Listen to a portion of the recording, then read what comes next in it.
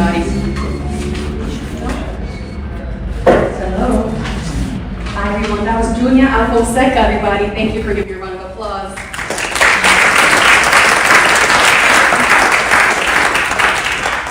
Junia began her musical studies at the Escola de Música de rediscover in Brazil under the supervision of maestro and composer Ernest Mail. She has played in various international events and is currently a member of the Flute Choir of New York. Thank you, Julia. We'll be hearing a little bit from her later. So thank you so much for everyone for coming. My name is Rosalina Viñas, and I'm with the Baja National Community, and I'm also the secretary of CSVGC New York. Thank you so much for coming to this beautiful award ceremony, this auspicious event. We are celebrating the spirit of the United Nations. This is an event that we honor the people who their individual work is mimicking the work of the United Nations and the spirit of the United Nations. We have qualities like trust, integrity, fellowship, harmony. These are virtues that guide our work and guide what we do here at the United Nations for our people and for everyone in the globe. So thank you so much for being here and for taking the time to be here and send this beautiful energy that we're creating here onto the world. Thank you so much. And now, without further ado, I would like to welcome the chair of CSVGC and the representative of Region of Goodwill, Danilo Parmigiani.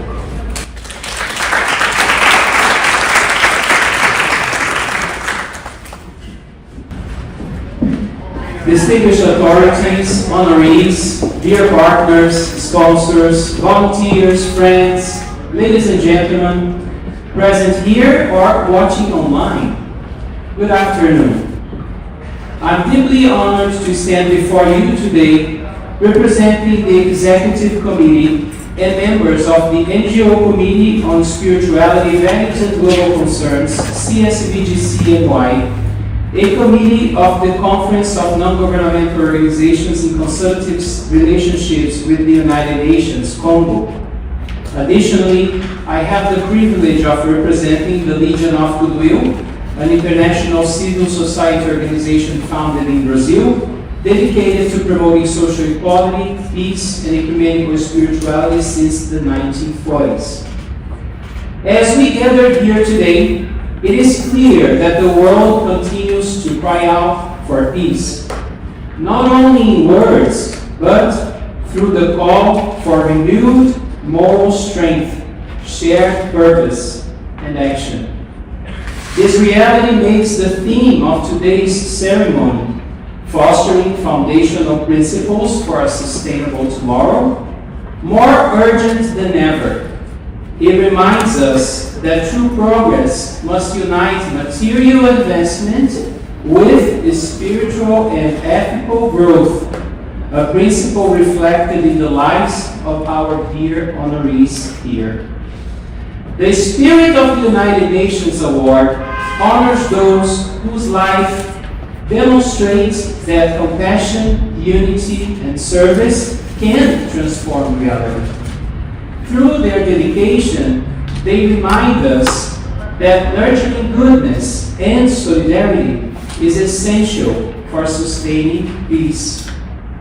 As we mark the 80th anniversary of the United Nations and 21 years of the CSVGC-NY, we are proud to recognize and applaud our distinguished 2025 honorees whose work exemplifies these values. In the UN Diplomat category, His Excellency Dr. Abdulaziz Al-Wasir, Ambassador and Permanent Representative of the Kingdom of Saudi Arabia to the United Nations.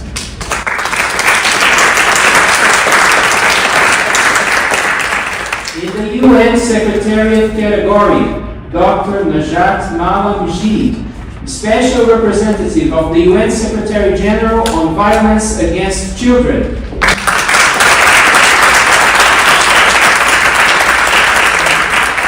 In the NGO category, Reverend Dr. Liberato Bautista, President of Congo and main representative to the UN for the General Board of Church and Society of the United Methodist Church.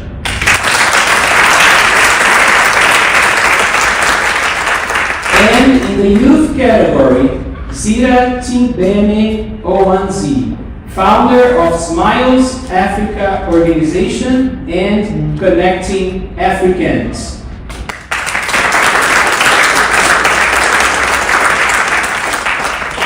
What an impressive collection of notable people.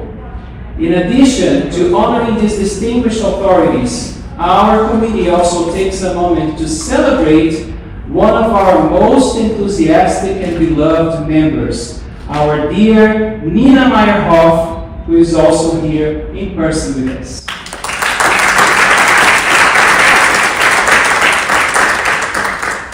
I must also acknowledge the incredible efforts of our CSVGC-NY team, brothers and sisters from different organizations, backgrounds, cultures, and religious beliefs, dedicated to advancing the agenda of spirituality, values, and global concerns at the UN. And I namely say thank you, dear Sabita, Rosalini, Keiko, Samuel, Tatiana, Tezakaya, Charles, Nina, and Lawrence, who form our executive committee. And special thanks also go to members and supporters of this program today, Monica, Leila, Deborah, Ambassador Shabala, and our CSVGC Emeritus Chairs, Diane Williams, Sharon Hamilton-Getz, and Jeannie Kagawa, also present in this ceremony. Let's hear it for them.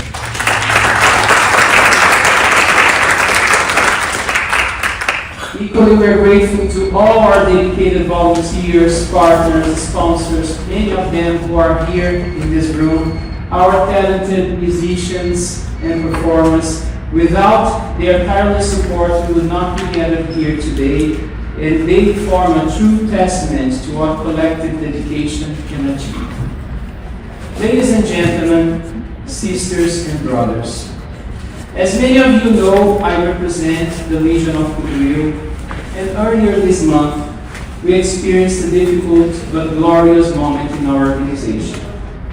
The passing of our beloved president, José Paivanelli, who dedicated his entire life to the cause of goodwill and ecumenical spirituality in the world. He authored dozens of books translated into 26 languages, founded schools, homes for the elderly, social services centers, serving nearly 1 million people in vulnerable situations every year. He also built the Temple of Goodwill in Brasilia, a monument open to people of all faiths, elected by popular vote as one of the 7 wonders of the Brazilian capital. His departure invited us to reflect on how we use the finite time we have on earth, and how we can build a legacy that continues to inspire even after we are all gone. This kind of legacy, like that of so many who live their lives through great deeds for humanity, is what we honor today, a continuity that future generations can carry forward. Now, as the United Nations reaches its 80th anniversary, an age close to the average human lifespan, we are reminded that this vital institution also requires reflection and renewal. We must safeguard the moral legacy built through these 8 decades, shaped by luminous leaders such as Dali Hammarskjöld, U Thant, Kofi Annan, Eleanor Roosevelt, Nelson Mandela, Gandhi, Mother Teresa, Jane Goodall, and so many others. In memory of the leaders and visionaries of the United Nations who, with compassion and faith in humanity, dedicated their lives to the service of humankind, we celebrate the spirit of the United Nations, alive in every act of kindness, every effort for peace, and every dream of a united world. You all form the spirit of the United Nations. I would like to close my words citing our brother Paivanelli, who is an ardent advocate of the spiritual agenda at the United Nations for many decades. And he wrote these words to the UN conference, Peace for the Millennium, happened here in New York in the year 2000. Open quotes. It is urgent to globalize solidarity and fraternal love. After all, we are Muslims, Shintoists, Catholics, Brahminists, Buddhists, Protestants, Hinduists, Jews, spiritualists, esoteric beings, agnostics, atheists. In the end, we are human beings.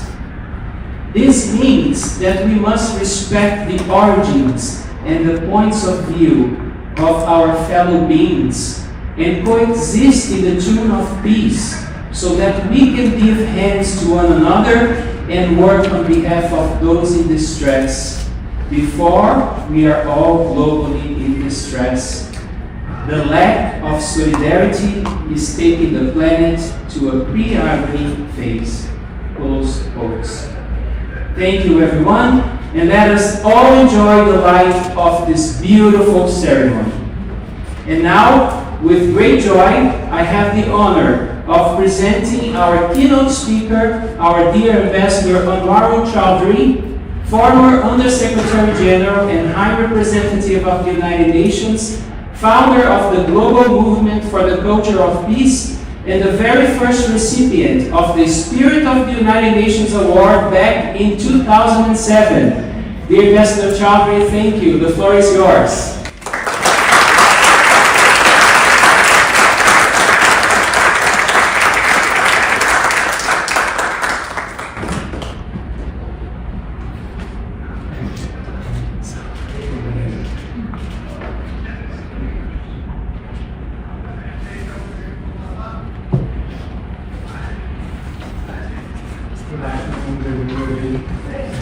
Thank you, Danilo, for your introduction. A joyous greeting to you all on the occasion of the milestone 80th birth anniversary of our beloved United Nations. The world's most universal, multilateral organization serving the best interests of our people and our planet. This afternoon, we are gathered at this exalted venue of interfaith harmony for the 16th annual ceremony of the presentation of the Spirit of the United Nations Awards, particularly known by its acronym SUNA. The SUNA had its first award ceremony in 2007 at the Dag Hammarskjöld Auditorium of the United Nations. Since then, it has been organized annually except for 3 years in 2020, 21 and 22, as you can guess, for the COVID pandemic, and then resuming again in 2023. The CSVGC, ably coordinated by its chair, Danilo Parmigiani, deserves our heartfelt appreciation for hosting this wonderful occasion with such diligent attention. I also thank them for the invitation to me to deliver the opening remarks at this ceremony. 20 years ago, at United Nations headquarters, CSVGC joined together with other partner organizations and presented a special event titled as the Spirit of the United Nations, Markings for the Future, to celebrate the United Nations 60th anniversary and the 100th birth anniversary of our second Secretary General, Dag Hammarskjöld. That event inspired the committee to create the Spirit of the United Nations Award. This award is an opportunity for civil society's human community to recognize and acknowledge those individuals whose work is an expression and reflection of the core principles, spirit, vision, and objectives on which the United Nations was founded. Let me now have the pleasure of congratulating, as Chair Parmigiani did, one-heartedly the recipients of the SUNA 2025 for their brilliant accomplishments. They are, as you can see in this evening's program, the dynamic president of the International Association of the Permanent Representatives and my dear friend, Ambassador Abdulaziz Al-Wasil of Saudi Arabia. Dr. Najat Malla Majid, UN's top advocate for eradicating the violence against children.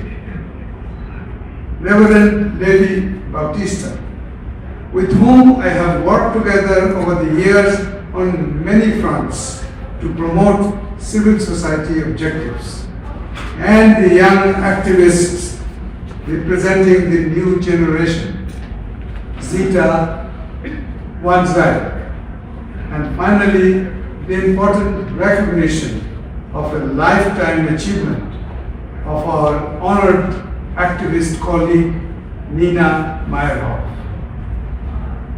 Let me now focus on an aspect which has deepest relevance for our life and for our work: spirituality. Spirituality is a universal human experience, something that touches us all. It is a broad concept with room for many perspectives. Spirituality, therefore, is integrally linked with interfaith work, which aims at religious pluralism taken as normative and ensures that religious differences do not cause conflict or even concern. One of the most spiritual things we can do on a daily basis is to embrace the oneness of humanity and connect with the global community to show love, respect, care, appreciation, and respect for everybody. Let me conclude by invoking the passion and inspiration of my life, the culture of peace. Progressive times require the all-pervasive culture of peace for all our well-meaning endeavors. I continue to emphasize that the culture of peace is not a quick fix.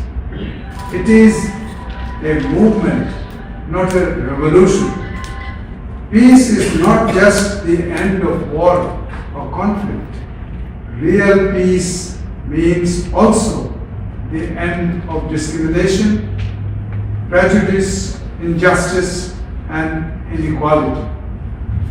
Let us embrace the culture of peace for the good of humanity, for the sustainability of our planet, and for making our world a better place to live for all. One voice creates a ripple. Many ripples make a wave. Collectively, our voices for the culture of peace can transform the world. As we open our SUNA 2025 ceremony at this sacred place of interfaith worship, please accept my prayers along with yours. I pray for more compassion, more understanding, more sharing, and more love for everyone in the world, so that we may all live in harmony and that our planet is at peace. Thank you.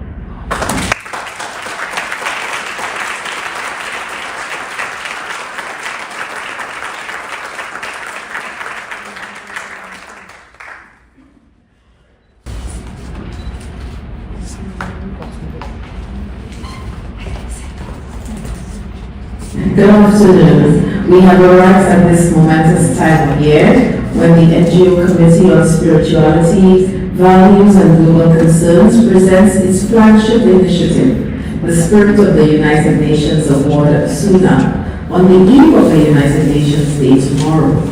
We are honoring this afternoon the recipients of the SUNA 2025. For nearly 2 decades, the Spirit of the United Nations Award has been presented to distinguished individuals whose personalities and contributions to the work of the United Nations embody the spiritual values and universal principles. Following the established tradition, as the proud recipient of the SUNA 2024, I have the distinct honor of introducing the recipient of the Spirit of the United Nations Award for 2025, His Excellency Ambassador Abdulaziz Al-Wasil, permanent representative of the Kingdom of Saudi Arabia to the United Nations. I would add here with great pleasure that he is a Vice President of the General Assembly's ongoing landmark 80th session. Ambassador Al-Wasil holds a PhD in International Relations. He joined the diplomatic service of Saudi Arabia in 1999, working in the Human Rights Office in the Department of the International Organizations at the Ministry of Foreign Affairs. He served as the permanent representative to the United Nations offices in Geneva. Ambassador Al-Wasil took up his post at the United Nations headquarters here in New York in 2022. He is regarded as one of Saudi Arabia's distinguished diplomats with an extensive professional track record in representing Saudi Arabia at numerous regional and international forums. Ambassador Al-Wasil's distinguished leadership and service as permanent representative of the Kingdom of Saudi Arabia to the United Nations, in particular, his active engagement and forward-looking role as the chair of the 69th session of the UN Commission on the Status of Women have reflected a strong commitment to dialogue, cooperation, and the advancement of human rights and dignity. His diplomatic work embodies the spirit of multilateralism and the values of the United Nations.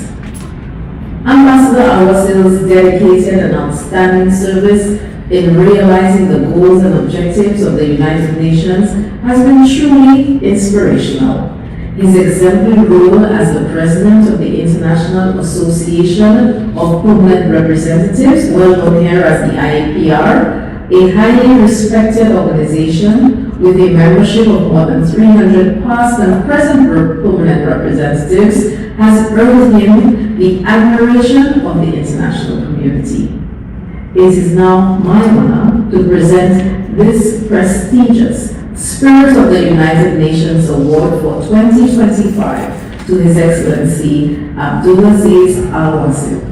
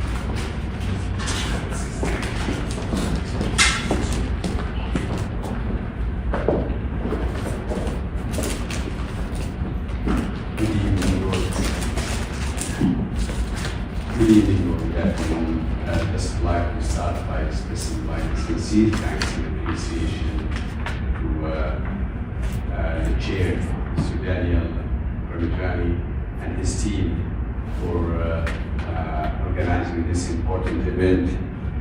And also I would like to extend my thanks to everyone who came here today for our event today. Mr. Chair, distinguished members of the Spirit of the United Nations Our Committee, Excellencies, ladies and gentlemen, it is with deep gratitude and humility that I accept the 2025 Spirit of the United Nations Award for the diplomatic category. I am truly honored to be here with you this evening and deeply humbled to be acknowledged alongside such distinguished recipients whose contributions embody the very ideals of the United Nations. To be recognized among individuals who dedicated their efforts to advancing peace, mutual understanding, and human dignity is a profound honor. This award serves as a reminder that our achievements as a diplomats and public servants are always collective, the results of dialogue, collaboration among peers, colleagues, and partners, and the shared commitment to build a better future for all. I wish to express my sincere appreciation to all my fellow diplomats and colleagues whose professionalism and perseverance continue to advance our common goals. Their commitment not only strengthens the work of the United Nations, but also enables the Kingdom of Saudi Arabia to contribute significantly to the realization of a world that is more peaceful, equitable, and just. Together, we move closer to the ideals we all strive to uphold. Ladies and gentlemen, since its founding, the United Nations has stood as a beacon of cooperation and shared responsibility. It represents the conviction that peace is not only simply the absence of conflict, but the presence of justice, compassion, and understanding among nations. Through its work in conflict prevention, humanitarian action, sustainable development, and human rights, the United Nations has given the international community a profound to transform dialogue into progress and solidarity into tangible results. The multilateral system remains our greatest tool for addressing the complex challenges of our era, whether they concern security, health, the environment, or social equity. It reminds us that no nation can prosper alone, and that our destinies are intertwined. Multilateralism is more than a framework of diplomacy, it is a moral obligation. It calls upon us to place the collective good above individual interests, and to listen with empathy and to act with purpose. This is the enduring spirit that drives the United Nations, and it is the same spirit that the Spirit of the United Nations Award so meaningfully celebrates. I commend the organizers for their unwavering commitment to honor those who exemplify these values and for nurturing a culture of service, integrity, and cooperation within the international community. The same spirit of multilateralism has guided much of my own work within the United Nations. It It was mostly clearly reflected in my role as a chair the 69th session of the Commission on the Status of Women, where I had the privilege to witness how the spirit of partnership continues to flourish. The Commission's deliberations reaffirmed that the empowerment of women and girls is not only a question of equality, but a foundation for peace, stability, and sustainable progress. When we invest in women, we invest in the future. When we advance inclusivity, we strengthen the social fabric that holds nations together. These are lessons that define the work of the United Nations, a body that continues to unite the diverse voices in the shared pursuit for hope and possibility. The Kingdom of Saudi Arabia, as a founding member member states of the United Nations, takes a great pride in its long-standing commitment to these principles. From the early years of the organization, the Kingdom has actively supported efforts to strengthen the multilateral system and promote a dialogue among nations. Saudi Arabia believes that progress and stability can only be achieved when nations work together in good faith, guided by respect for sovereignty, justice, and partnership. The Kingdom's growing participation in multilateral initiatives reflects its vision of a world united not only by uniformity, but by cooperation and shared responsibilities. Excellencies, colleagues, friends, I receive this award. I do so with the heartfelt appreciation for all who work tirelessly in the service of multilateralism and peace. It is a shared endeavor, one that transcends cultures, faiths, and borders. This recognition inspires me to continue advancing the principles that bind us together: dialogue, respect, and shared responsibilities. It reinforces myself and it reinforces my belief that diplomacy, when grounded in sincerity and cooperation, remains the most powerful instrument for building a more peaceful and equitable world.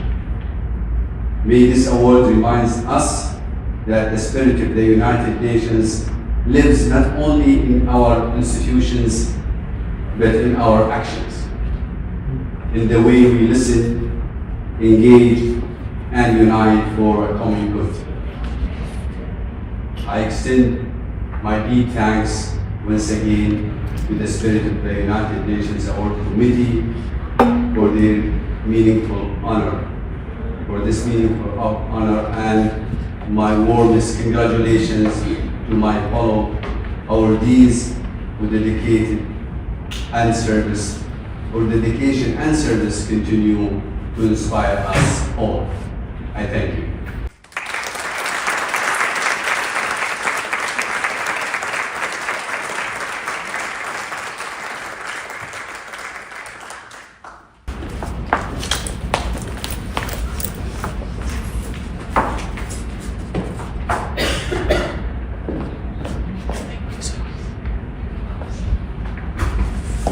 Happy United Nations Day.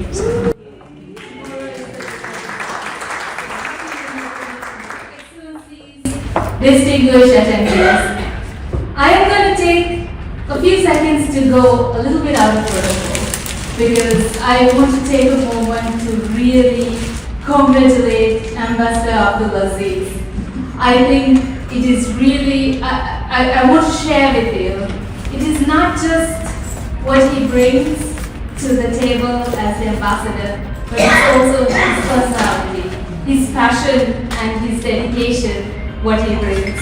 And one thing that I came across was, when I went to pay my courtesy call on him, I very quickly realized that he was not just the ambassador of Saudi Arabia, but he was also a gender champion and a climate champion from Saudi Arabia.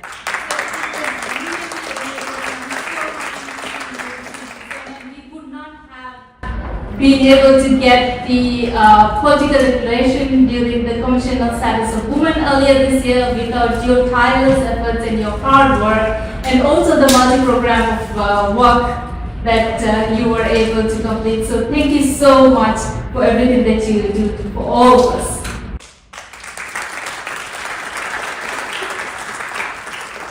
It's wonderful to be here, this time not as a recipient, but as someone who gets to pass the light forward.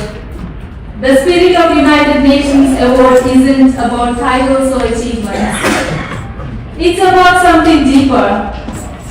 Quiet courage, compassion, and moral clarity. The qualities that keep this institution true to its purpose.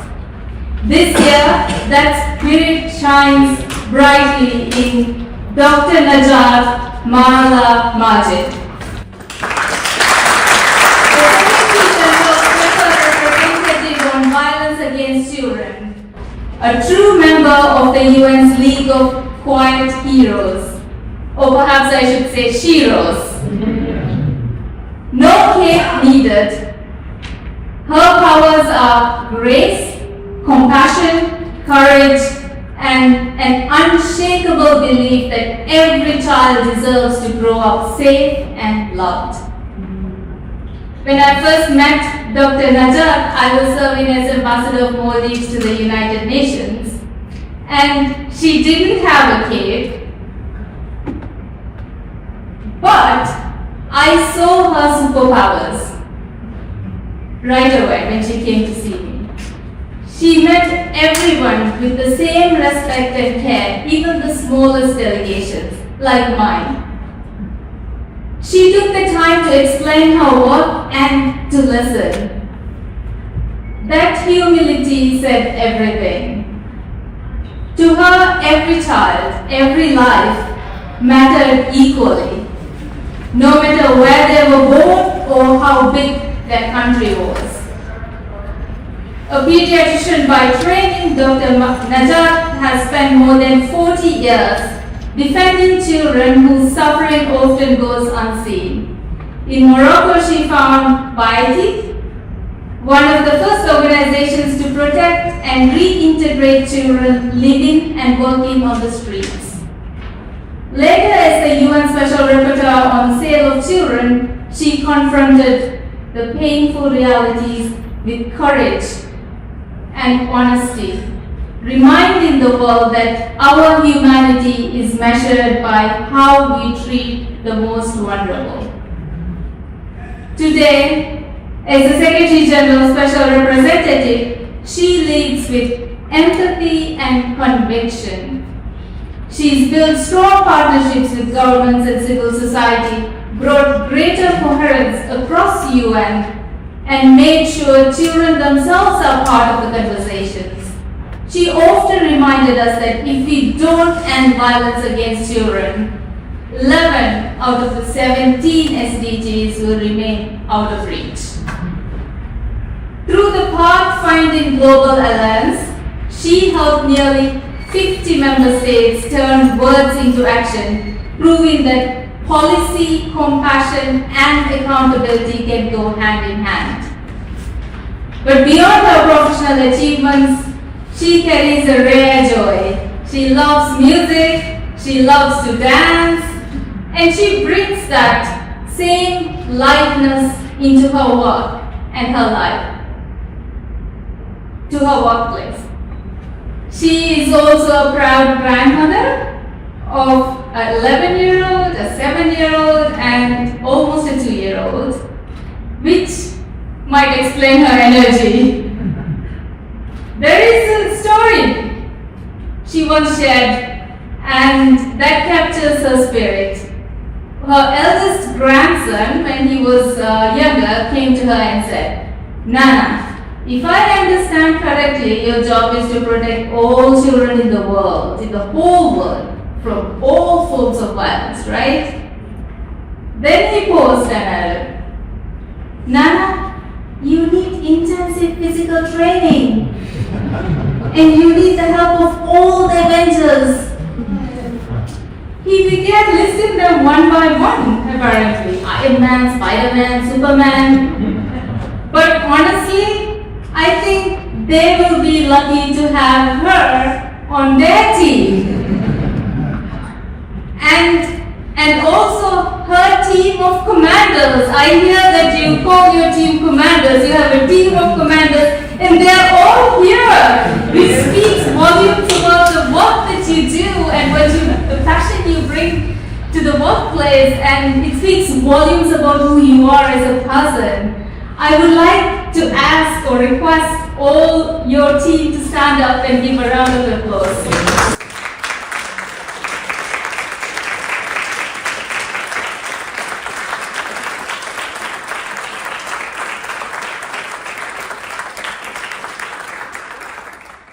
So it is my deep honor to present the 2025 Spirit of the United Nations Award to UN Secretary, Award on UN Secretariat category to Dr. Najat Malapajit.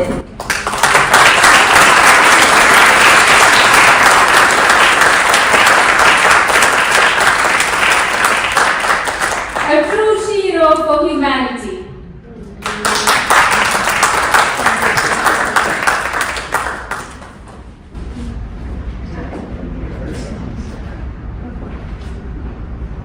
Broadcasting from this camera. Yes.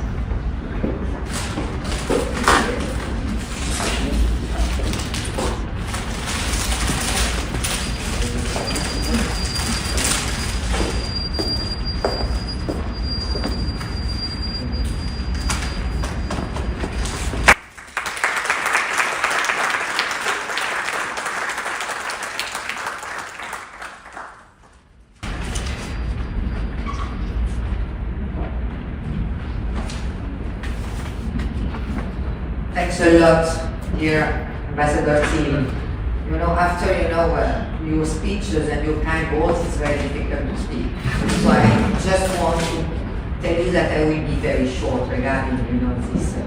I just want first really to thank Ambassador Chowdhury, former Secretary General. I would also want really to only thank the NGO Committee on Spirituality, Values and Global Concern, Mr. Danilo Parmigiani and all his team. I want also to thank Mrs. Mikiko Utani for her strong support during this process. I would also like to extend my deep congratulations to fellow recipients, Ambassador, His Excellency Dr. Abdelaziz Wasil, with whom I had the pleasure to work very closely, and they deserve really this award to be very frank. The Reverend Dr. Lierato Bautista, Mrs. Zita Tibeme Wanzi, and Mrs. Nina Meyer. I am really deeply honored to receive this award in recognition of the commitment in line with the principles, values, and the vision of the United Nations.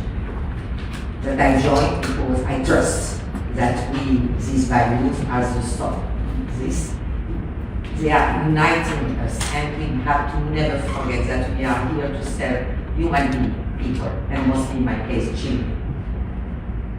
Today, the values and spirit, and it was highlighted, of the United Nations are more important than ever, especially for the millions and millions of children across the world who are paying a huge tribute despite being not responsible. The values and the spirits of the United Nations, while we are discussing the UN 80 reform, we need to be present, and we need deeply present in all our discussion, because it's the only way to build a peaceful and more just world, free from violence against all children leaving no one behind. And it is needed more than ever even the multiple and ongoing crises.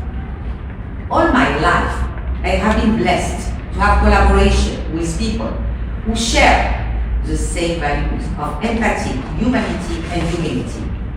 I would not be here today without them. And I want to start by my father who passed away, but he was really one inspiration for me. I would like also to dedicate this award first to all children of the world. In the past 4 decades, I have learned so much from children, from their capacity to be resilient, for creativity, to endure hardships, and never give up. Interacting with them was my inspiration. Interacting with them gave me energy to strive each day. And when I am despaired, because sometimes you are despaired, I just think about them, and really I become again re-energized. I would also like to dedicate this award to my team of the SRSG back office who is here today. We are a small team. We are 9, including me, but we are so committed to my work. And we come from various backgrounds, but we are sharing the same values, the same commitment, the same engagement to make sure that children really, where they are and from various backgrounds, are truly protected. Many thanks for your ongoing hard work. I know that I'm exploiting you, delivering in challenging circumstances. Many thanks to you.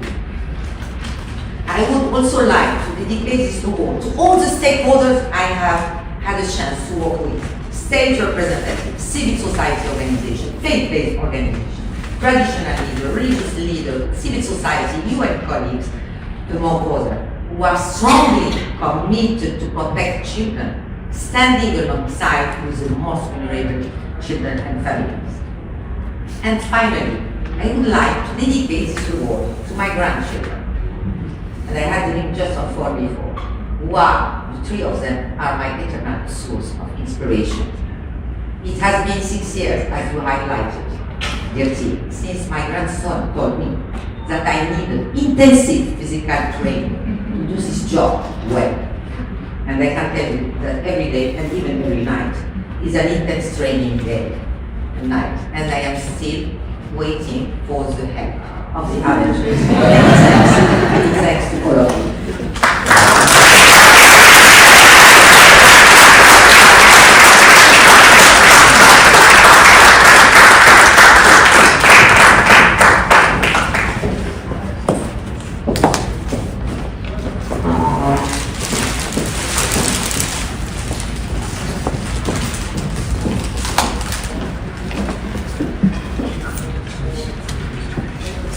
So much to those awardees. Your words are truly inspirational and really reminds us all of the reason why we all come to work every day, because we are called to do this. This is something that you can't really get paid for, so it has to be an effort of love. So thank you for reminding us that. Here is an effort of love to elevate the spirit of the room a little bit and to remind us that art is also a form of devotion.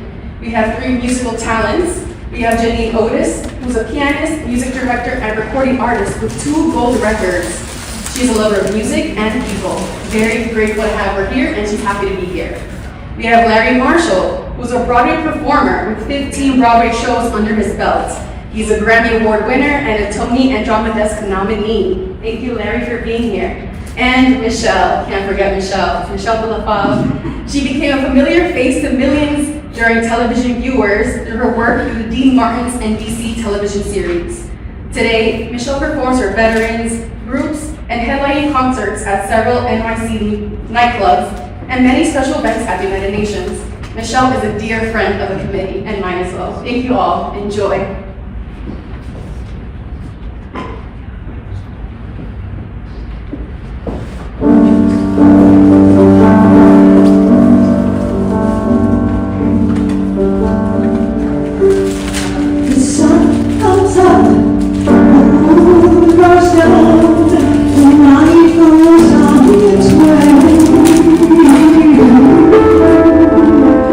Stars in the sky are leading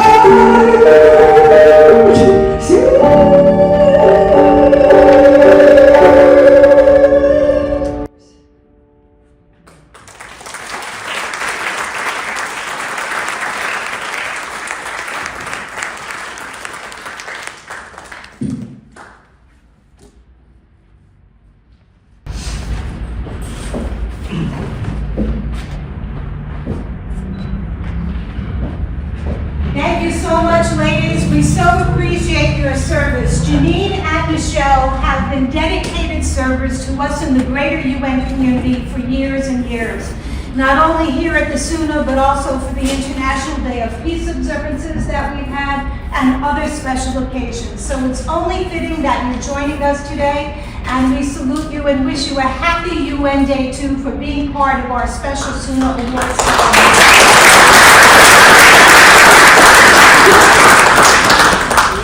So my name is Denise Scotto, and I represent legal organizations at the United Nations. I am also a former UN staff person and a reverend and interfaith minister.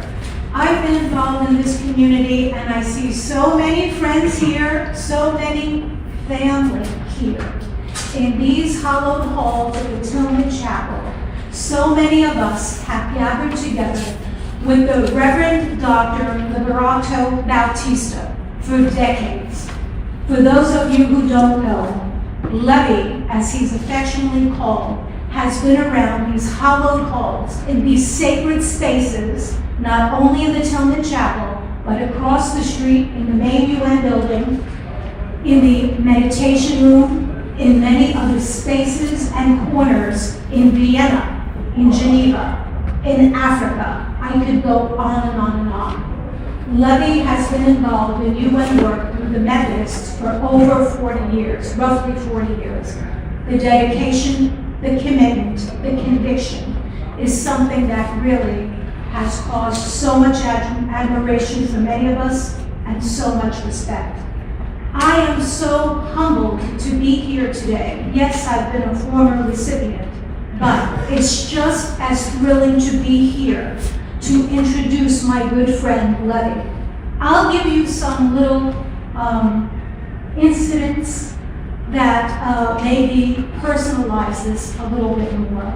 But I want to say first that I stand in the shoes of so many people who Levy has touched.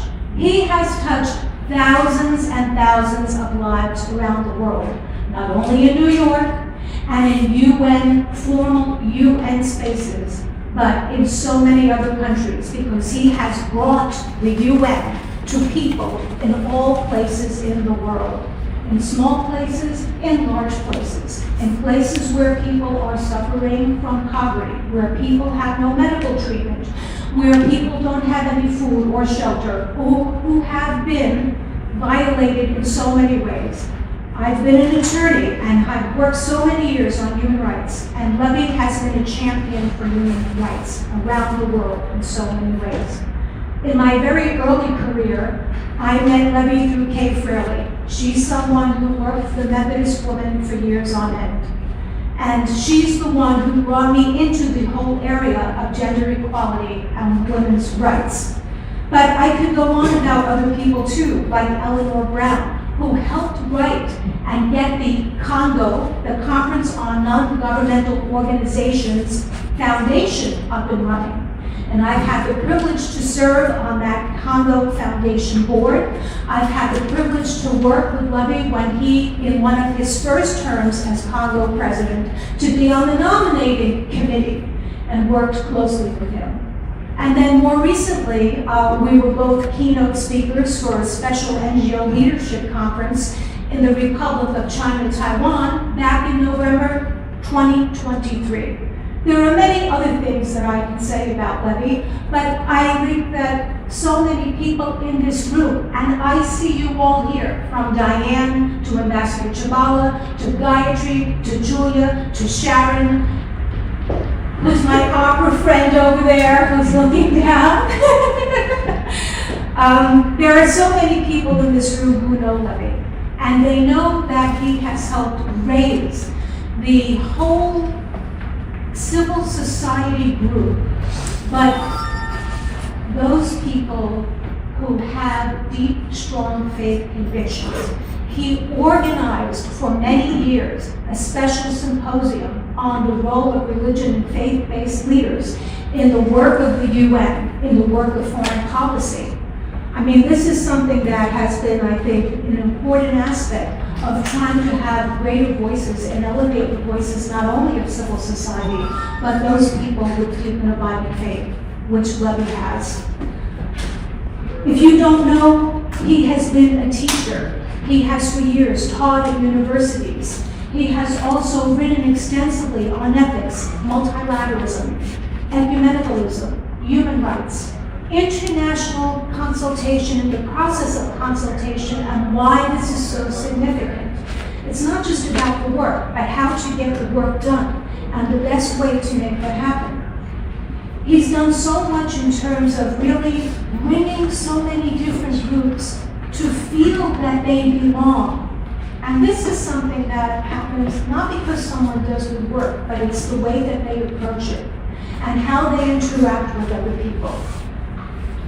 At the end of the day, I think that many people in this room could go on and on and on and add some wishes about Levy. But at the end of the day, I think that his dedication for over 40 years and having such goodwill and good friendships with people speak volumes more than anything else. And in fact, I have to give a confession to you, Levy. We all thought you had won this award earlier. We thought you had received the award. It's like, we have to give it to Levy. Didn't he get it already? I mean, we thought that he all did, right? You know, so what does that tell you? It's a long time in coming, but you certainly deserve it. Outstanding leadership, strategic advocacy, skillful partnership, diplomatic relations with so many people. I could go on and on, but at this time, I think you'd like to hear from the 2025 NGO Category Award recipient, the Honorable, as I like to call him, because he is the Congo President, Reverend Dr. Liberato Bautista.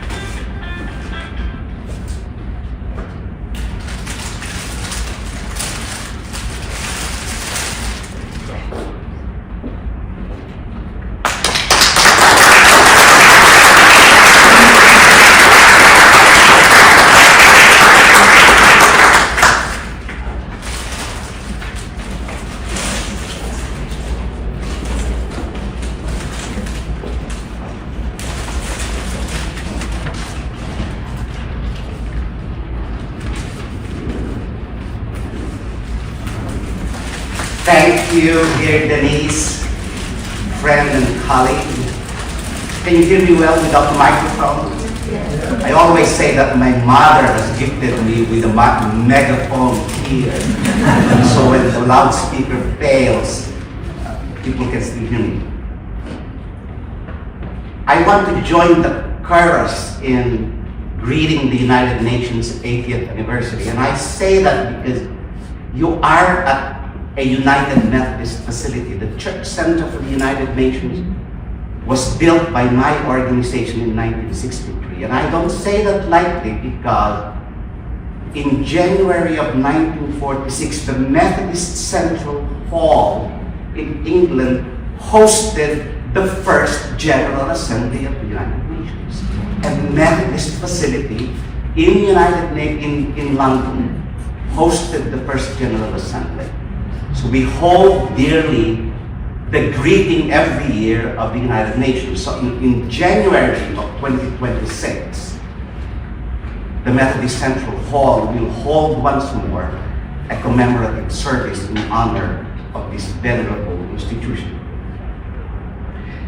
Your Excellencies, esteemed fellow awardees, distinguished guests, dear colleagues of civil society, particularly the leaders of the NGO Committee on Spirituality, Values and Global Concerns, and its indefatigable chair, Mr. Danilo Parmigiani, ladies and gentlemen.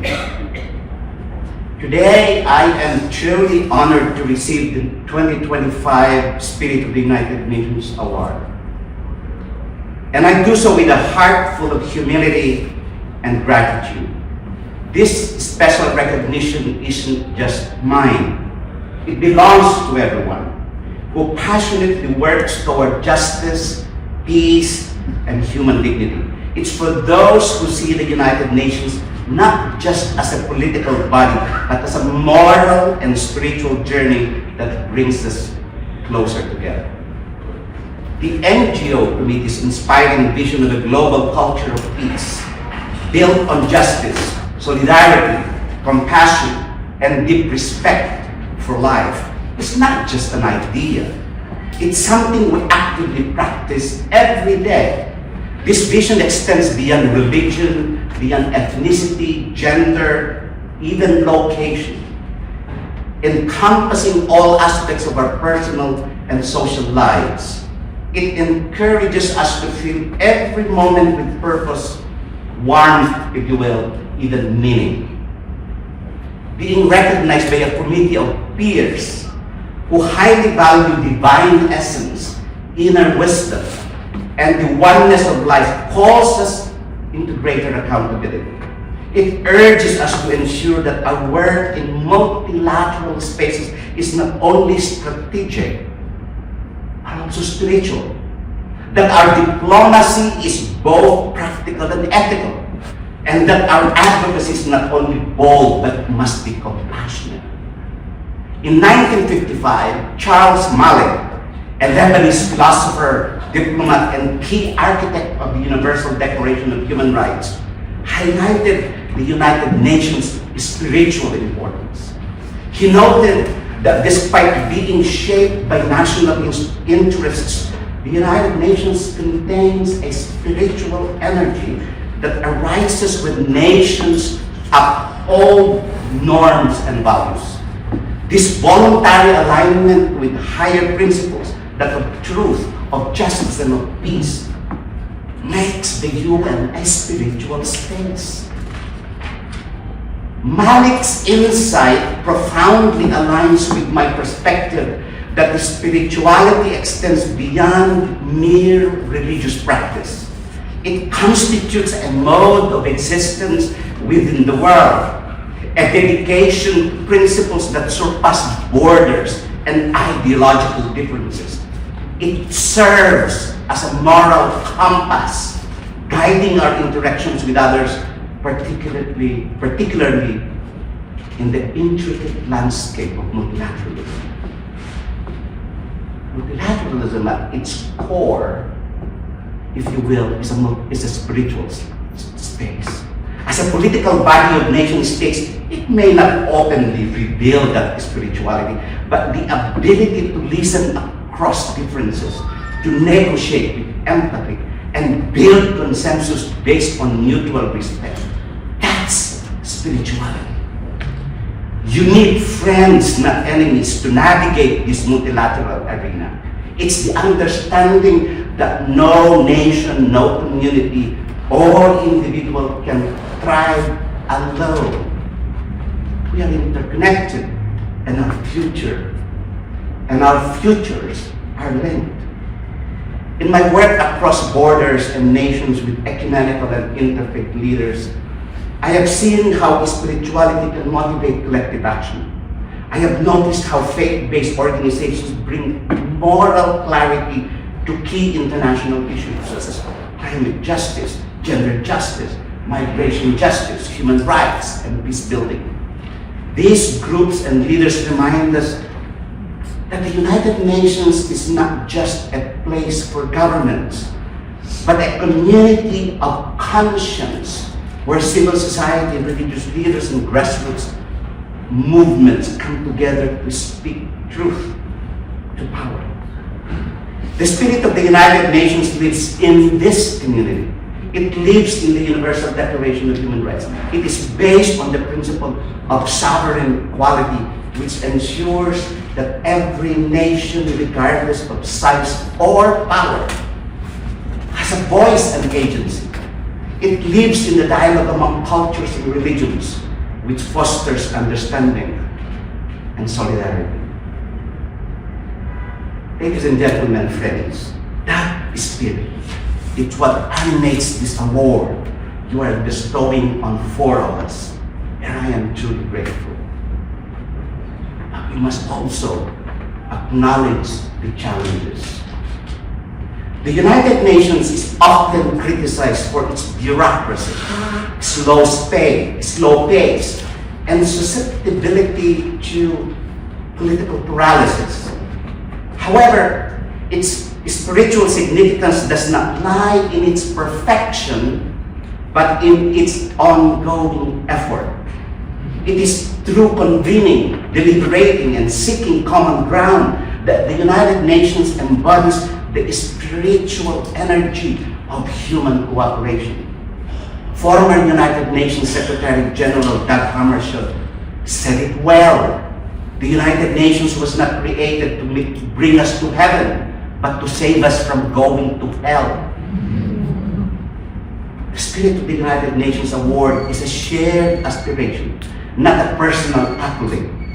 It promotes peace, security, development, and dignity for all.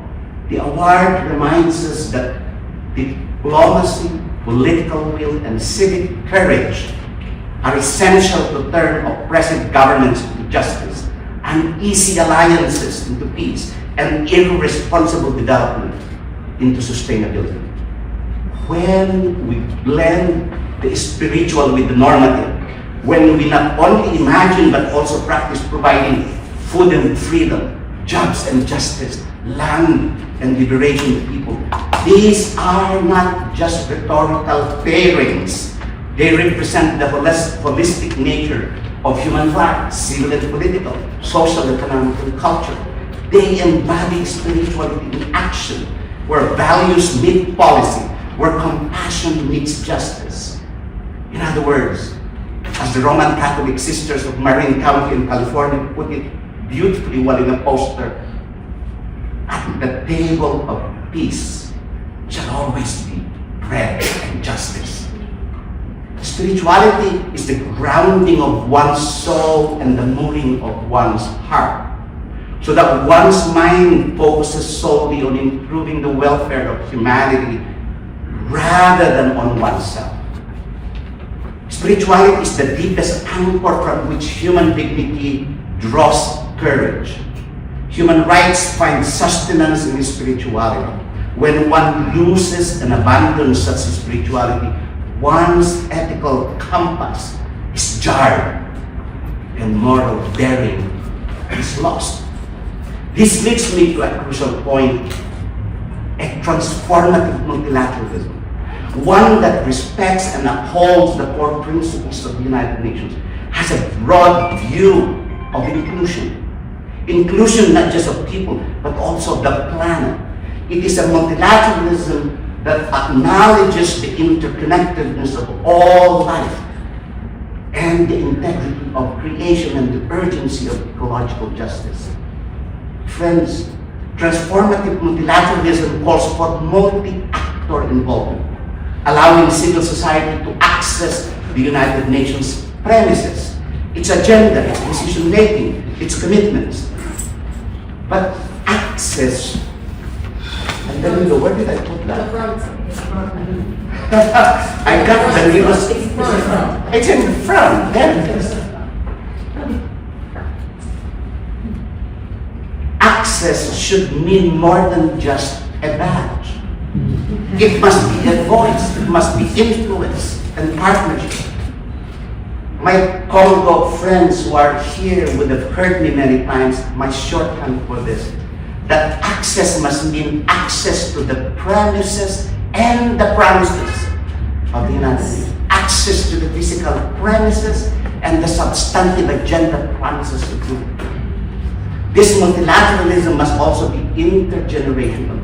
We need to involve youth not just as future leaders, but as active participants to the amplitude that the committee is awarding one of the four awards to a young person. Their energy, their creativity, and moral clarity are essential. We also need to honor the wisdom of indigenous peoples whose knowledge systems provide deep insights into spirituality, community, and the sacredness of life. Their voices should not be tokenized. They must be prioritized. I want to close, like the United Methodist preacher, a quotation from the prophet Isaiah, chapter 1, verse 18.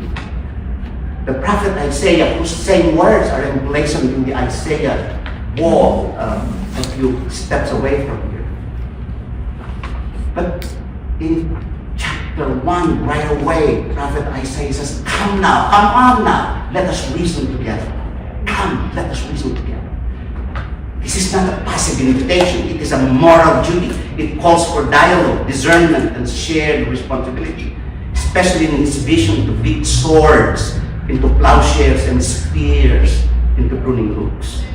This shift from weapons of war to tools of cultivation is challenging. It requires courage, it requires sacrifice and imagination, but it must remain central in how we think and act. It is the spirituality demanded of us today. As we celebrate this moment, let me end by calling us to recommit ourselves into this vision. Let us be spiritual diplomats. I haven't heard that said across the street before. Let us be spiritual diplomats, people who speak truth with love, negotiate with integrity, and advocate with compassion. Willing to dispense justice in the way Cornel West described when he said, justice is what love looks like in the public square. We live in a world in surplus of fear and in deficit of hope. In such a world, our spirituality calls us to come together as builders of bridges, not walls, connecting across different cultures, faiths, and ideas in a collective effort for the common good. Let us protect that hope, especially when fear and despair try to take over the conversation and the narrative. And let us remember, the spirit of the United Nations is not a relic of the past. It is a call to build and shape a shared future. It is a summons to live out the values we proclaim, to embody the principles we endorse, and to be the change we wish to see. Good afternoon and thank you.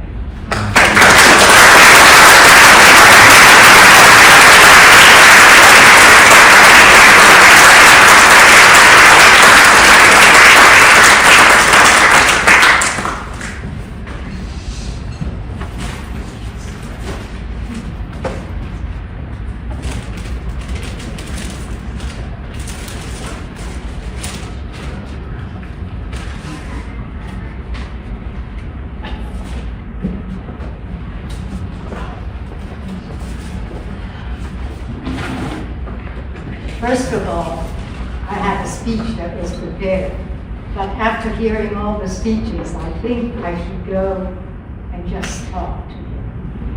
First thing, because the idea was brought up about young people. Thank you so much. I would love for anybody here under 30 to stand up.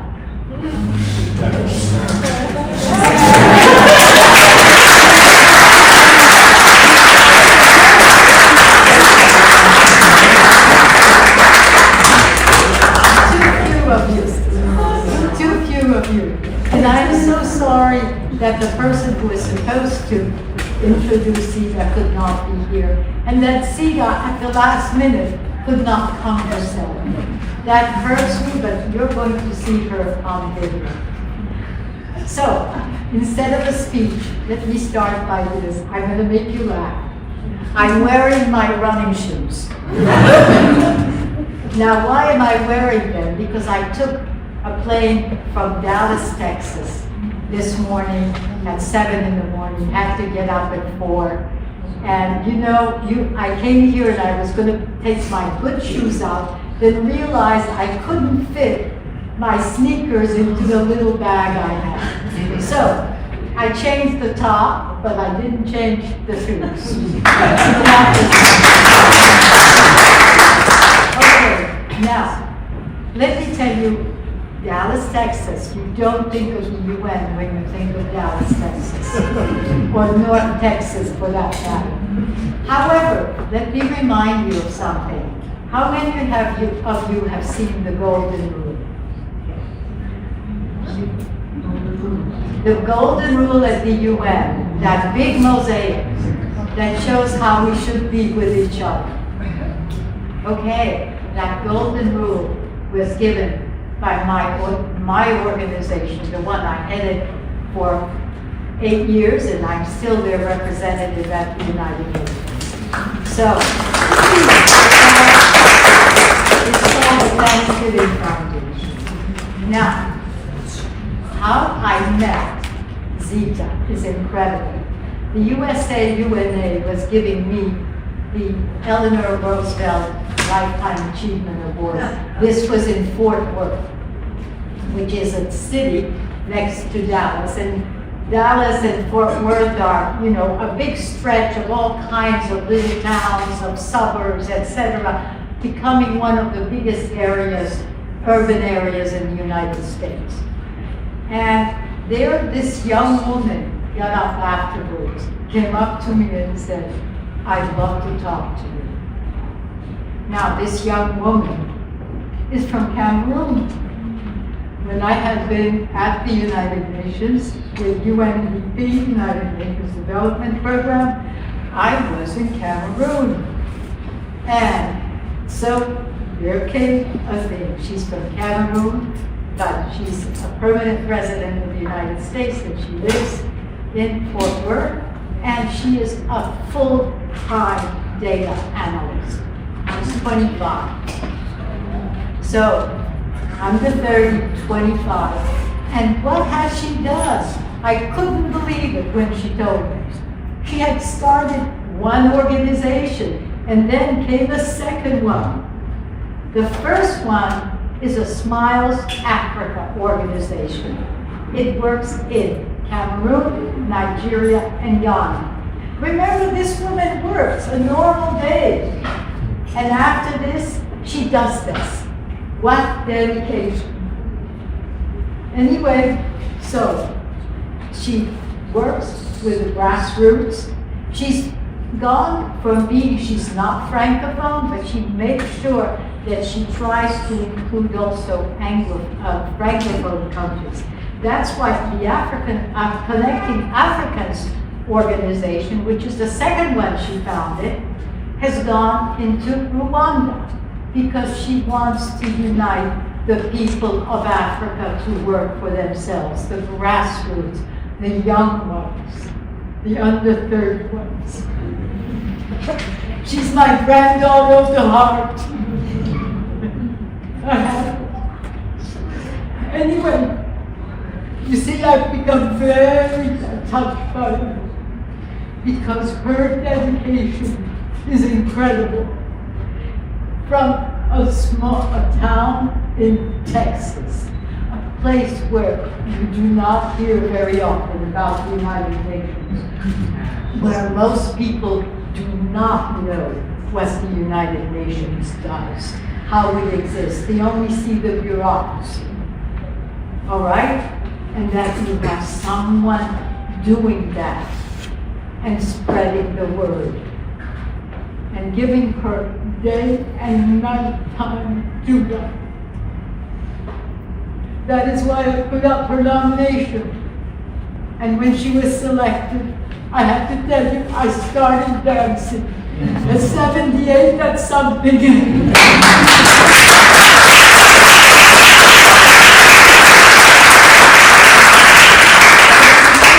I can make this very brief. I'm going to let her speak, because you need to hear her voice. You need to hear her dedication. And I want all the two of you who are under 30, and I think there's another woman who's under 32, I want you to go out and get more young people involved. The future is not ours. The future is yours. You will make it as an international community, as a world community, one people throughout the world. We are the same.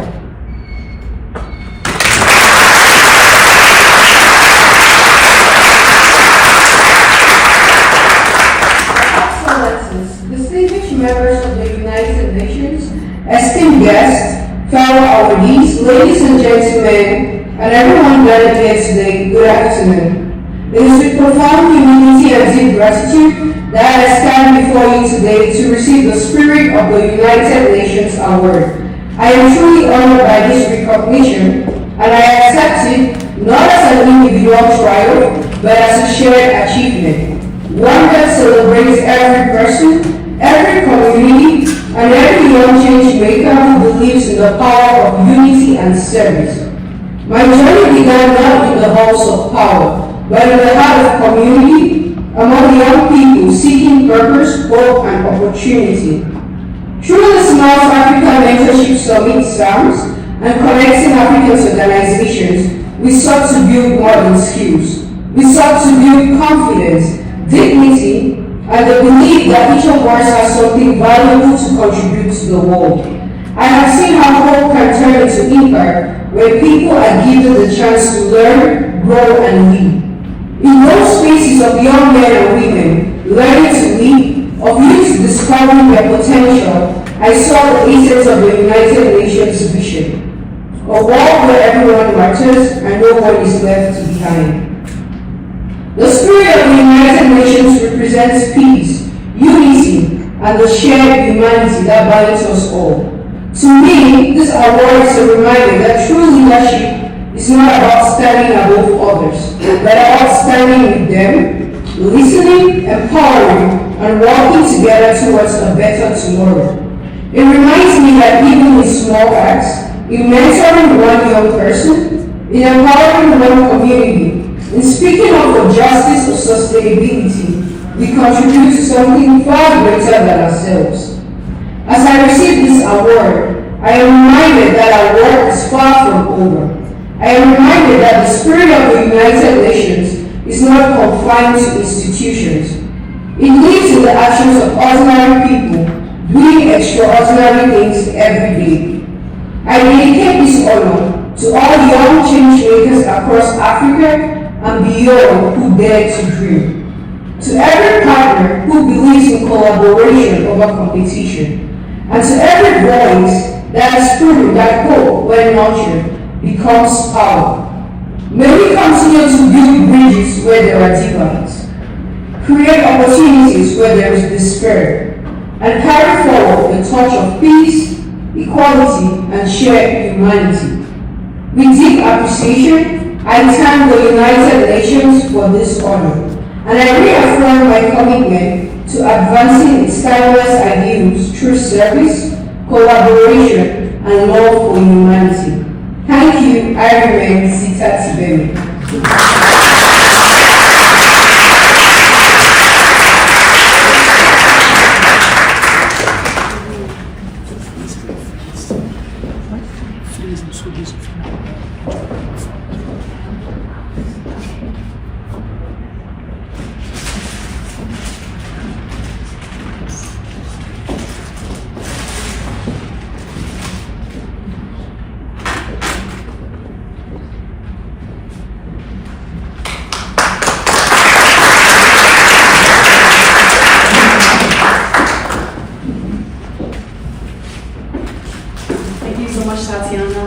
And when you get to Texas, you will hand over the award to Zita, and we'll make sure there's a picture and send it to all of you via our newsletter when the report comes out. So please hold on for that. So you'll see more of her. And now for a little musical interlude, Julia and her friend, Nicola. Enjoy.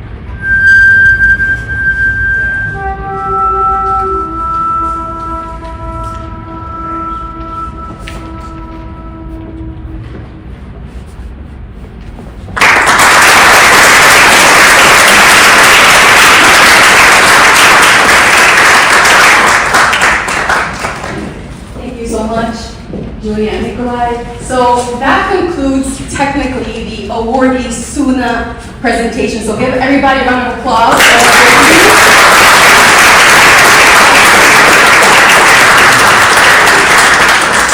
And it was mentioned earlier, Denise, thanks for reminding us that sometimes when you work with someone so closely, they're like in front of your face, you forget of the great work that they do because you're working side by them and they're part of your team. And the CSVGC and part of our committee and our membership realized that one of our members needed a little more something, a little more recognition, a little celebration of all her effort, all her work, the mentorship, the inspiration, the good energy that she brings to the committee. And I personally am very grateful to work alongside Nina in this committee, so thank you so much. And we're gonna start the next portion of our ceremony, Lifetime Achievement Award with Diana. Thank you, Diana.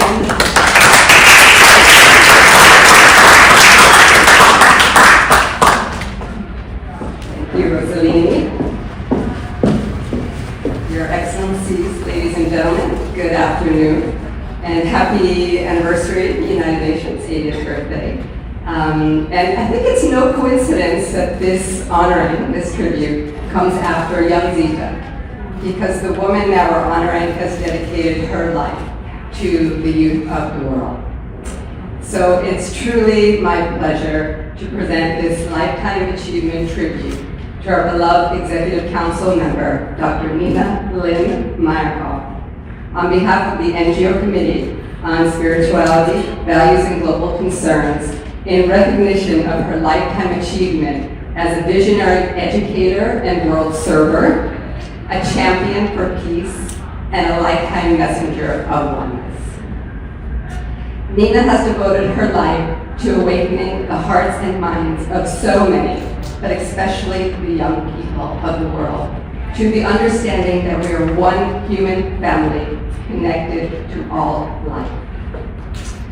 Through her NGO, Children of the Earth, which she started and represents at the United Nations, she's inspired youth leadership programs around the world.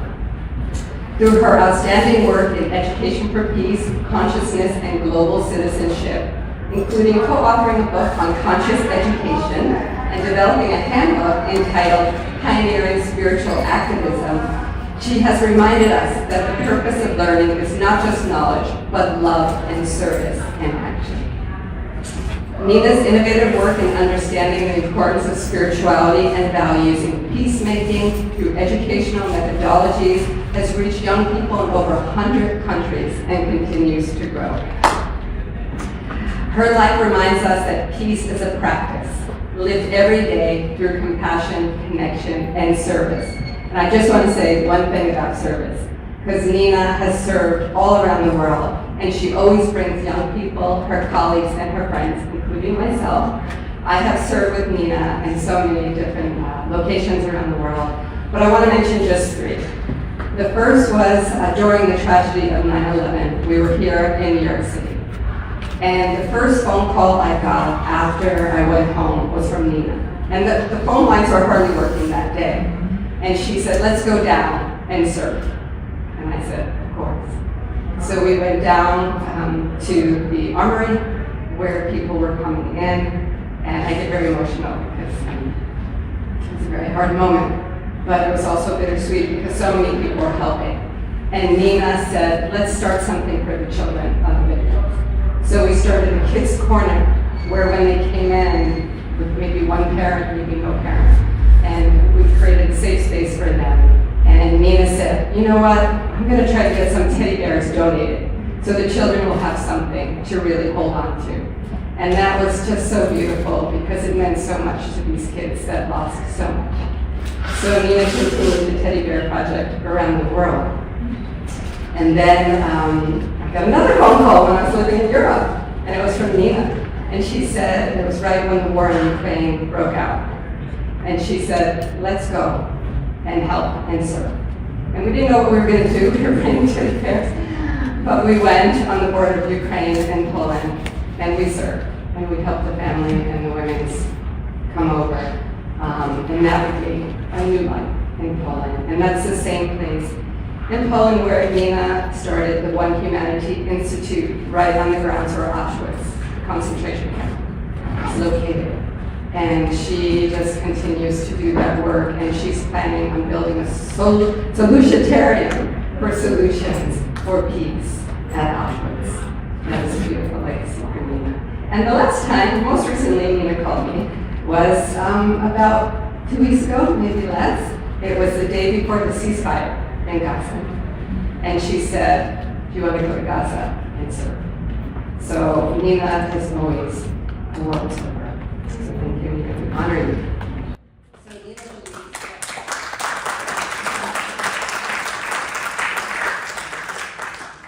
So Nina believes with all her heart in the goodness and potential of humanity, and that peace begins within, and it grows from love. That our well-being is inseparable from the well-being of others. Her lifetime legacy is not only the program she created, but in the heart she has opened, the hope she has restored, and the light she carries wherever she goes. So today we celebrate more than a lifetime of achievement. We celebrate a lifetime of service to humanity, to our earth, and to all its inhabitants, and to the future generations that will inherit her life. Dr. Nina Lynn Meyerhoff, with profound gratitude and deep admiration, we, our committee, and all people, celebrate your enduring legacy. Thank you for reminding us what it means to live in oneness, to lead with love, and to believe in what's possible. May your vision continue to ripple outward for generations to come and inspire a world that reflects the wholeness you have always seen. So Nina, can you please come up?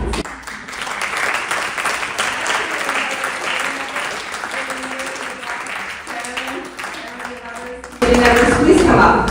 Sharon, please, everybody in the committee, please come up, because this is from all of us, because we love you so much.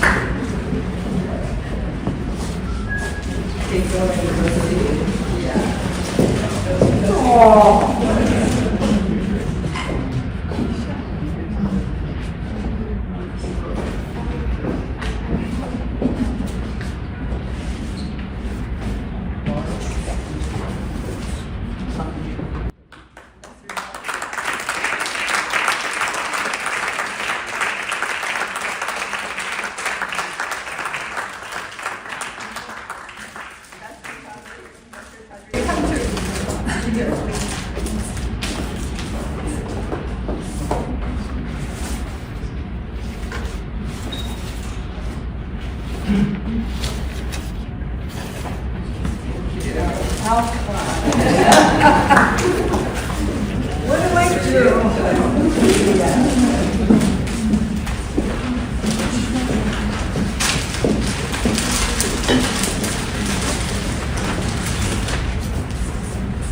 Well, I want to thank, first of all, Diane, because she always thinks of other people, and she thought of me, and I appreciate it. And then our whole committee, and how we've grown close together as we've worked on a regular basis. So I thought I would tell you a little bit about my journey, and therefore to understand how this all happened to me. Because I never planned it, I became it. That's how it went. And it is a lifetime, mainly because I've gotten old and I've always done it. And you people can do it too, who aren't that old yet. So the way I started is very interesting. There was a man named Robert Mueller, and I'm sure many of you have heard of him. And I read his books, you know, and I was just so moved by him. And then I had a dream, and he traveled over to me, and he pointed his finger at me. He said, "You're ready now to go to the UN." And I woke up, I said, "What is this?" You know, I was stunned. And the next day I got a call to come to the UN. And of course I went, and that was the beginning of my journey there.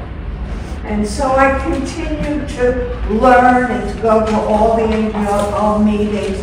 I became an NGO in early years. There were only maybe, I don't know, there was less than 1,000 NGOs at that time. It was really early on. And the World Summit for Children was going to happen.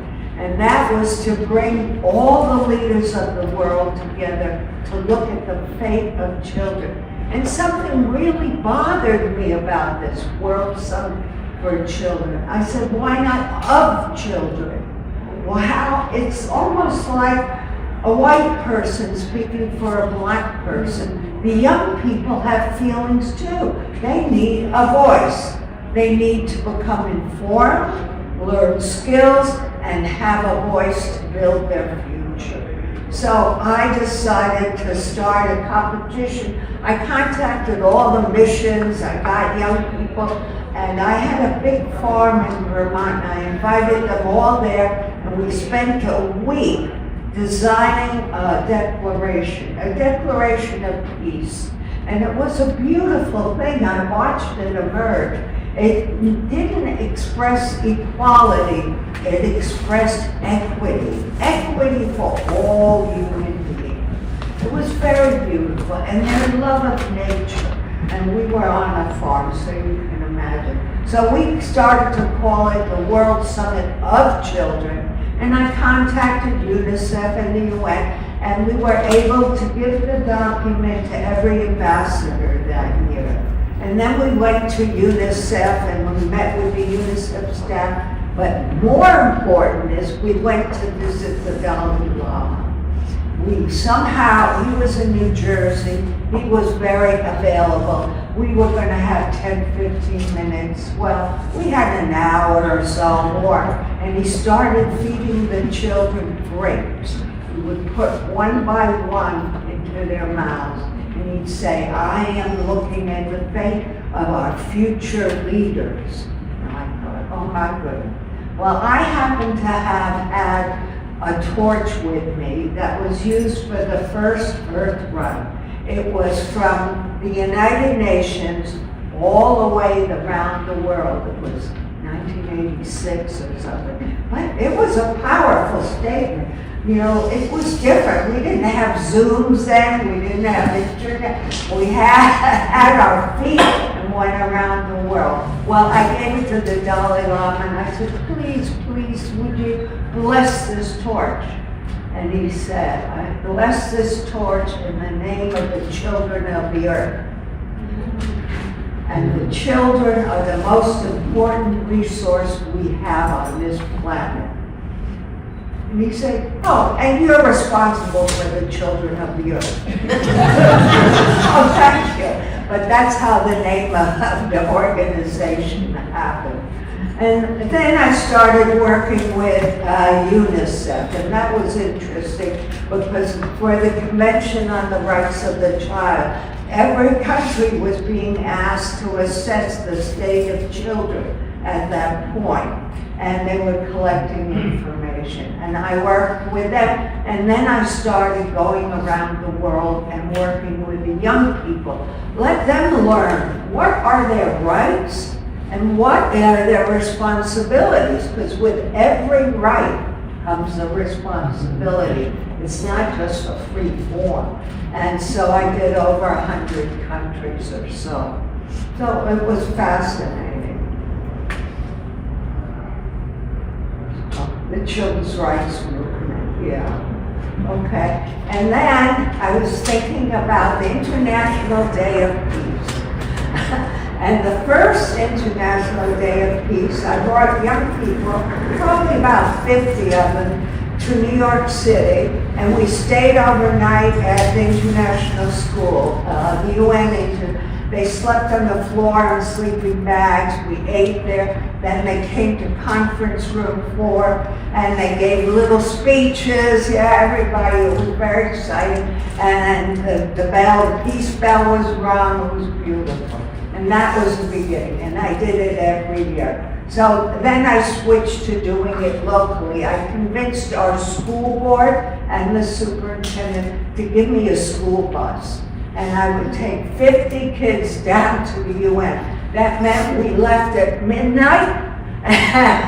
We got on the buses, stopped at McDonald's for breakfast, changed our clothes in the bus, and met Deborah and Monica at 8 in the morning to get ready to go inside the building.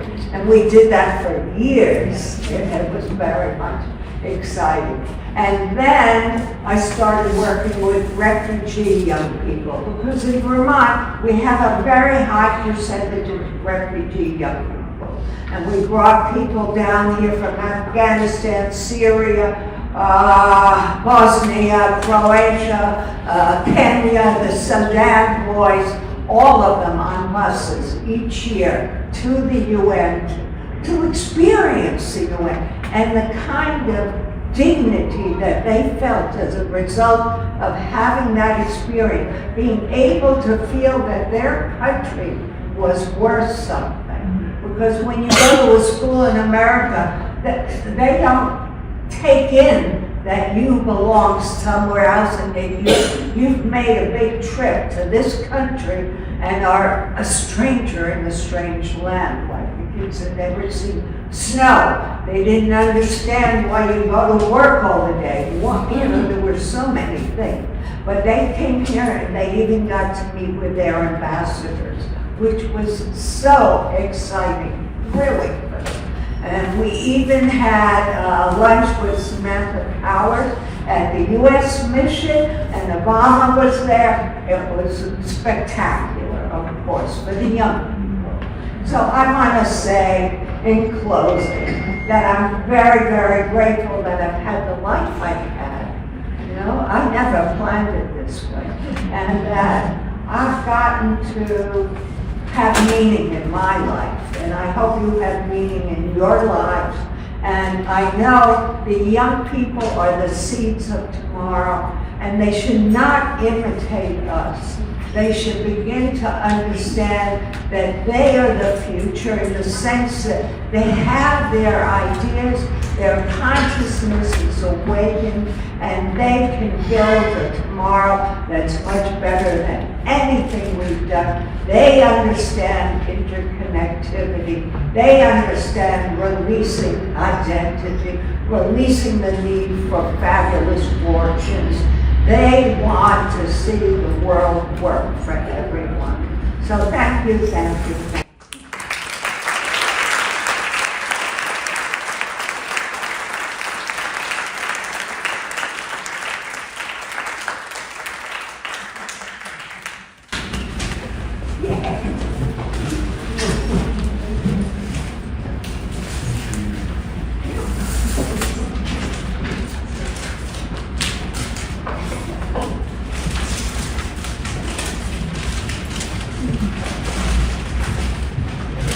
Good afternoon, everyone, all our distinguished guests and awardees, fellow friends, brothers, sisters, committee members. I'm feeling a little overwhelmed and a little emotional. It was so beautiful just listening to everyone and just thinking the wonderful work that each and everyone is doing to make our world a better place. It's really incredible.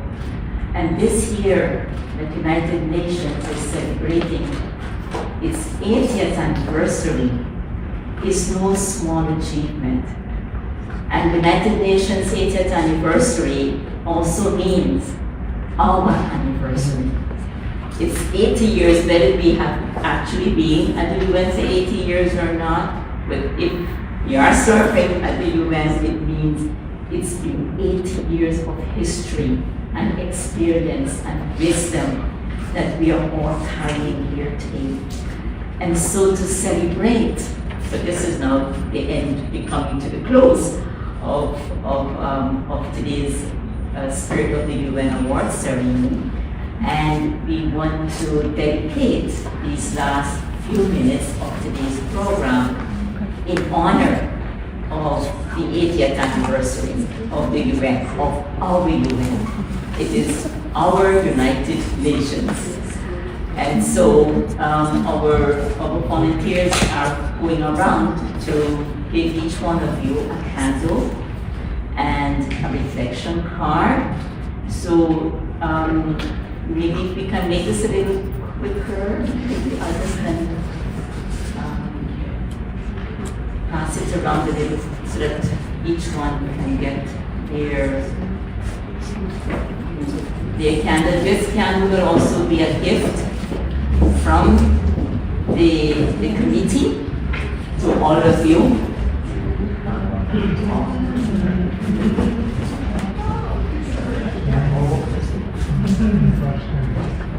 And whilst that is happening, I'm going to read out 2 short quotes. One from our current Secretary General, Antonio Guterres, and it's part of his message for this year's UN Day. On this UN Day, let's stand together and fulfill the extraordinary promise of your United Nations. And I thought, oh, that's strange, they didn't get in this day. And not our, he said, your United Nations. Let us show the world what is possible when we, the peoples, choose to act as one. So it's our United Nations. And those behind us, it's in front of me, you're behind. But it's very powerful when we really think of the purpose. And this afternoon, after listening, we've heard from all our dignitaries and all our awardees the spirit of what United Nations stand for. Did all of you get your candle? Please don't light it yet. We're going to do a little ceremony. Please don't light it yet. So you got your candles, everyone, and your reflection card? Yes. All right. So here you go. And now a little quote from the second Secretary General, who we all love and we all know so well, right?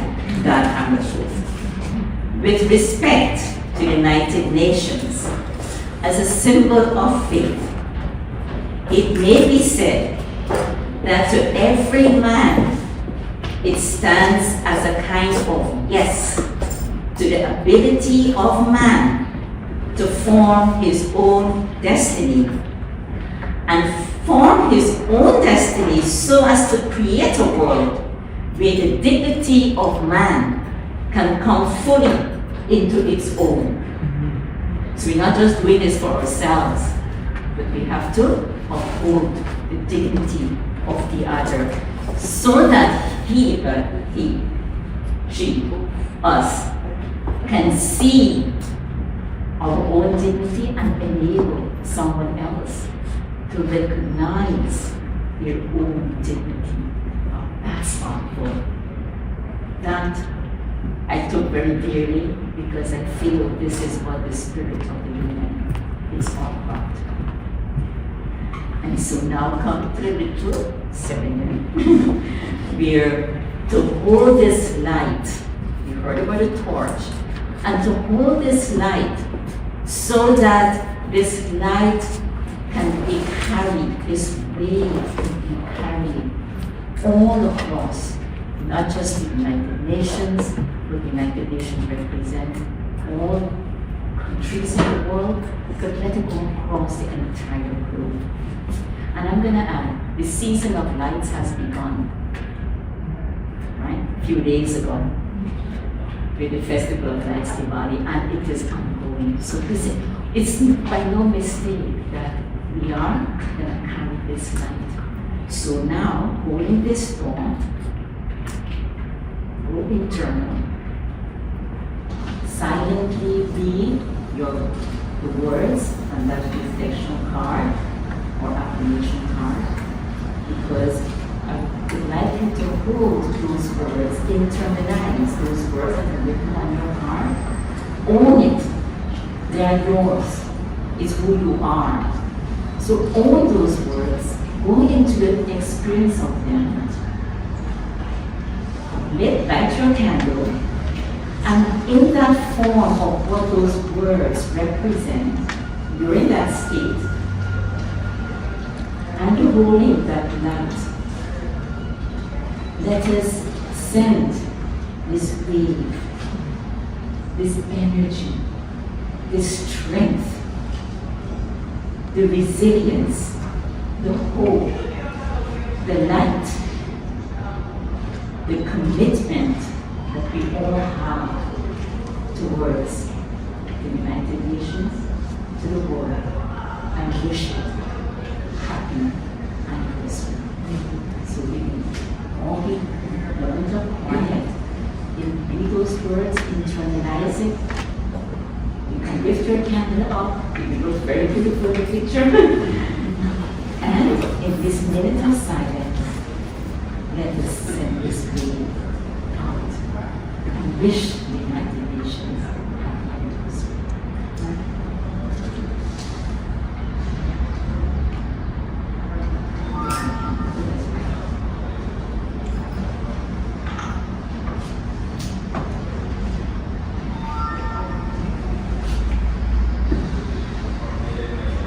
And as we do this, I now ask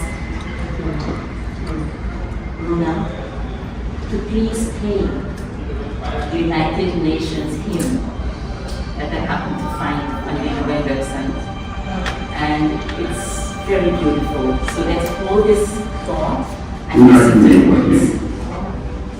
Even in the Queen of Spring, the native of native, so we may sing. Our several voices interbending, play great intending, nothing hearing, but showing hearing. Where all the wind, the switch of the sound is holy ground, where all are brothers, none takes with others. Let mortals beware of words for with words we lie, and say peace when we mean war, powerful we care, and comment false. But song is true. Let music for peace be the paradigm. For peace means the change at the right time, that the world's clock goes tick and clock. Tell me the story of our HumanityThe. Presently rooms, like music when forgotteness, newness forget, making the flowing of time and growing, is what it could be, at last it is. Where even sadness is a form of gladness, where faith is freedom, grace is the heart.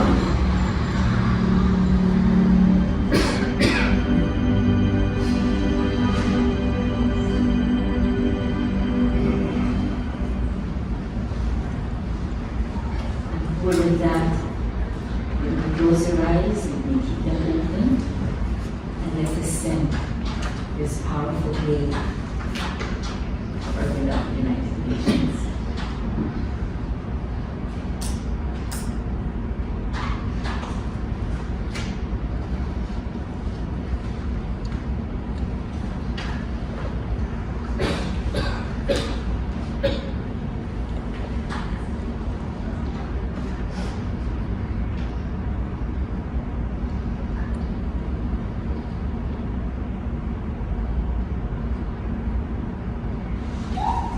Very much. I feel it, break the silence. You all look so beautiful being in that lovely space. So happy anniversary, United Nations. Let us give United Nations a big